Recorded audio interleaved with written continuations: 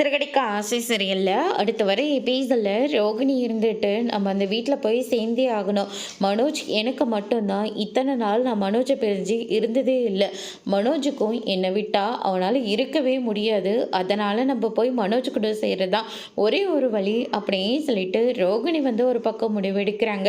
கிருஷ் இருந்துட்டு அம்மா இதுக்கு மேலே நம்ம அந்த வீட்டுக்கு போகவே முடியாதா அப்படின்னு சொல்லிட்டு கேட்கவும், முன்னனா கூட நீங்கள் யாருன்றது அவங்களுக்கு தெரியாதுல்ல. இப்போ நீங்கள் தான் என்னுடைய அம்மான்னு அந்த வீட்டில் எல்லாருக்குமே தெரியும். முத்து அங்கிளும் நம்மளை வீட்டுக்கு தான் வர சொன்னாங்க. நம்ம அந்த வீட்டுக்கே போயிடலாமா? அங்கே போனால் எல்லாருமே இருக்காங்க. ரொம்பவே ஜாலியாக இருக்குமா. அதனால் நம்ம அந்த வீட்டுக்கு போயிடலாம் அப்படின்ற மாதிரி சொல்கிறாங்க. கிருஷ் இது போகிறதுக்கான நேரம் இல்லை, கொஞ்சம் பொறுமையாக இரு அப்படின்னு சொல்லிட்டு நம்ம ரோகிணி இருந்துட்டு கிருஷை வந்து சமாதானம் பண்ணிக்கிட்டு இருக்காங்க.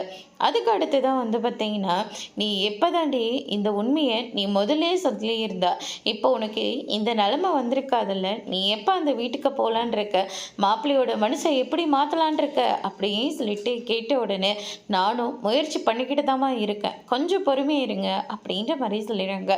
சிந்தாமணி இருந்துட்டு நம்ம எப்படியாவது அந்த வீட்டை நம்ம அபகரிச்சியே ஆகணும் அப்படின்னு சொல்லிட்டு முயற்சி பண்ணிட்டு இருக்காங்க. வட்டிக்காரி இருந்துட்டு ஏற்கனவே அந்த அண்ணாமலை கிட்ட நம்ம கையெழுத்து வாங்கியாச்சு. இப்போ விஜயா கிட்ட கையெழுத்தை வாங்கியாச்சு. அவங்களுக்கு கொஞ்ச நாள் டைம் கொடுப்போம், அதுக்குள்ளே பணத்தை கட்டினா ஓகே, பணத்தை கட்டலைனாக்க கண்டிப்பாக வீட்டை நம்ம பேருக்கு மாற்றிட வேண்டியதானே சொல்லிட்டு வட்டிக்காரன் ஒரு பக்கம் முயற்சி பண்ணுறாங்க. அதோட பிரம முடிச்சிருக்காங்க.